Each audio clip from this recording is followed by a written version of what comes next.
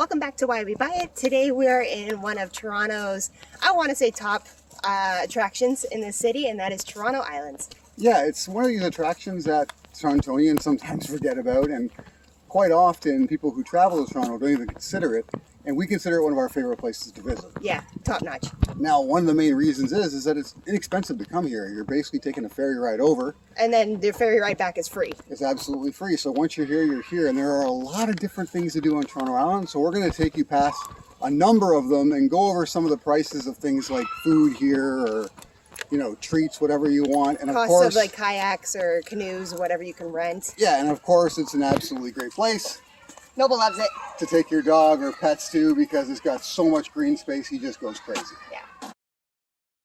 So today we went to Toronto Islands and we took the ferry. For adults, it's $9.11. For seniors, $5.86, and for students. And for children, I believe 4 and above, it's $4.29.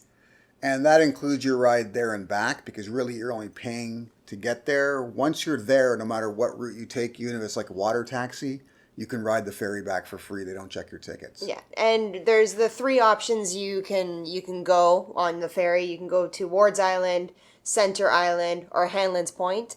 Cobb and I traditionally usually either go to Wards Island or Hanlan's Point. Because that ferry tends to be a lot less busy. Yeah. Right? A lot of people are going to Center Island. Most of the activities are at Salem Center Island.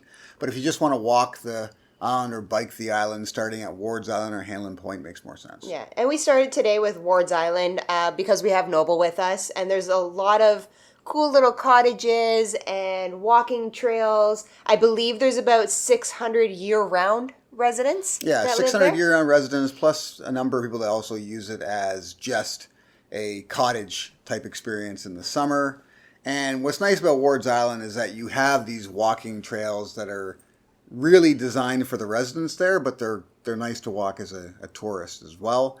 And you got a couple of different little cafes and restaurants and such available to you in Wards Island. Yeah, and everywhere you go, there's always like picnic tables and stuff where you can set up as well. That's right. So if you're bringing food along with you, you're not going to have an issue finding a spot to sit down and have a meal, right? Now, this kind of takes us into the main island, Center Island, where the majority of people go, and primarily because you've got the amusement park there. Yep. You've got the, what's it called? Faraway Farms. Right, which is like a mini zoo, barnyard animals, peacocks, some exotic birds and such, but primarily barnyard animals. Now the one thing to take note with Centreville is you can get a season-long pass, which is about $95. If you want I think it's just a day pass where day pass for adults. Yeah, it'll allow you to get on the rides, the Sky Ride. So it's about $50 for an adult, and 4 years up, it'll be $39.75, which is something you'd want to take advantage of, especially if you have small children. But if you just want to just do one thing there, right? You don't want to spend all your whole day just hopping on and off rides or such. You're maybe just there with, by yourself or with your significant other, and all you want to do is maybe ride the Sky Ride, whatever. You can buy individual tickets for $1.30 each. Yeah. Right? And the zoo is great for kids. Not the most exciting thing for adults, to be honest. But for people who live in the city or for tourists coming from locations that don't have farm animals, right? Then it's fun for them to see these animals, right? But for us, we found all the kids really love the horses. Yeah, and both Amy and I grew up outside the city. A lot of these animals are animals we grew up around anyways. Yeah. So not a big deal for us, but it's great for the kids. Yeah. The other thing I really love about Center Island is you have canoes you can rent, kayaks you can rent, bikes you can rent. Now I'll get into some of that pricing. A canoe ride for 1 hour. Most of these are just for an hour. So a canoe ride is about $30.78. A kayak, if you're by yourself, it's $19.40. If you want to go with a partner, $38.75. But you do get a discount on these two things if you go 3 hours or more. The other thing is the bikes. Now you can have a solo bike for $10. This is per hour again. $20 if you're with a partner. A tandem bike. Yeah. $21 for a quad 2-seater, $39 for a quad 4-seater. Something you need to know about the quads, though. They're not very quick. No. Okay, we've tried them before, and it doesn't matter how fast you pedal.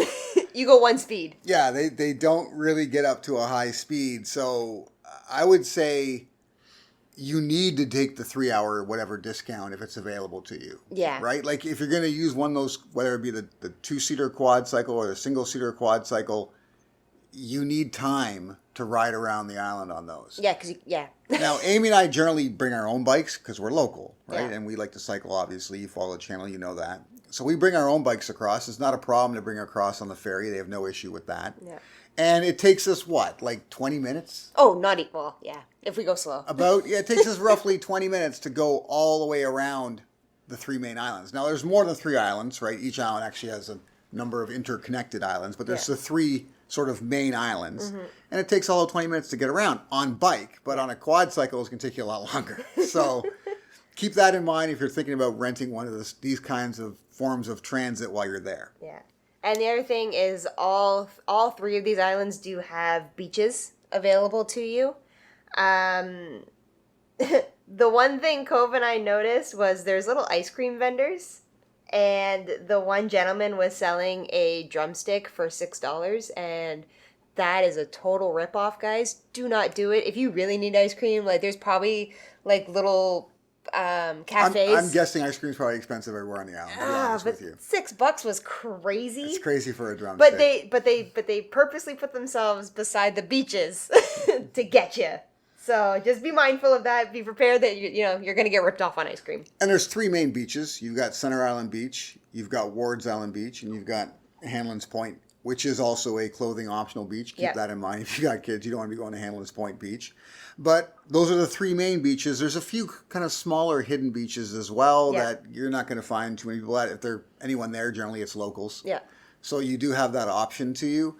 And something else you want to keep in mind is when you're using the walking trails, it's pretty wide open. Oh yeah. Right? Even on the weekends when it can get quite busy at Center Island especially, if you're taking the walking trails, it's never really that busy. Yeah. But the main road paths can get busy. very busy. Yeah. Can get very busy, especially if you're there on the weekend. Yeah. If you go during the week when we usually go, it's practically empty. Yeah, it's like for me, it's like if you have a dog with you and you like to give them a little bit of space to run, they still have to be on leash, but a little bit of space to run.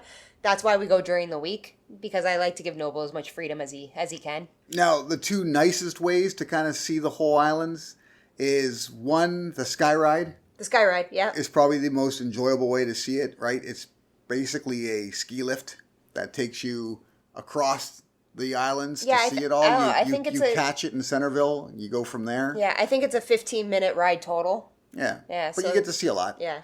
And the other way is they have the tram. They have like a road train basically that you can hop on, hop off. It does cost to ride the tram.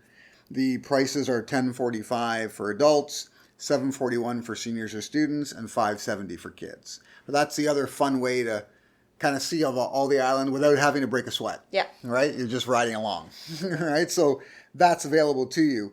Now, when it comes to getting some picturesque views of Toronto itself, you've got a couple of great spots where you can see the city skyline, plus you've got the boardwalk. Mm-hmm. It's like a 1.5 kilometer boardwalk that you can walk where you can see a number of the different skylines depending which section you're at.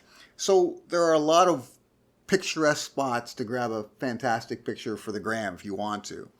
But what we like most honestly about the islands period is that you want to be in the hustle and bustle and have some fun with groups, you can. You want your solitude, you can as well. And something it offers that I've never seen it busy ever and is absolutely free, not really my thing because I'm a real golfer, but it has a full disc golf course that's very well laid out. Yeah. And I've only ever seen a handful of people playing on it. Keep in mind, we don't go on weekends. Yeah, we don't go on weekends, but if you go during the week and you want to play, and you're into disc golf, it's maybe the best disc golf course in all of the Toronto area. Right? Yeah. Fantastic. Yeah. Absolutely fantastic. And if you've got pets, it's a great place for pets. Yeah. Great like, place for dogs. Noble loves it. Right? We always say, like, every time Noble gets on a big, open, grassy area, he gets, like, grass energy. He goes from, being a semi-older dog to a puppy again. He just gets very excited. Big time. Big time.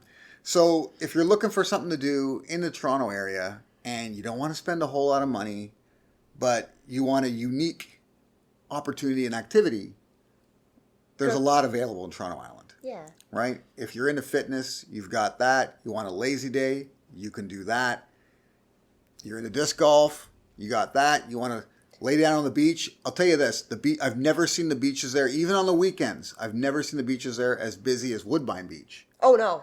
Right? No. Sure, you don't have to take a ferry to get to Woodbine Beach, but honestly, the ferry it's all of 10 minutes. Yeah. It doesn't take long to get across by ferry. And once you're there, the beaches there are just as nice as Woodbine Beach, not as big, No. but just as nice and a lot less crowded. Yeah.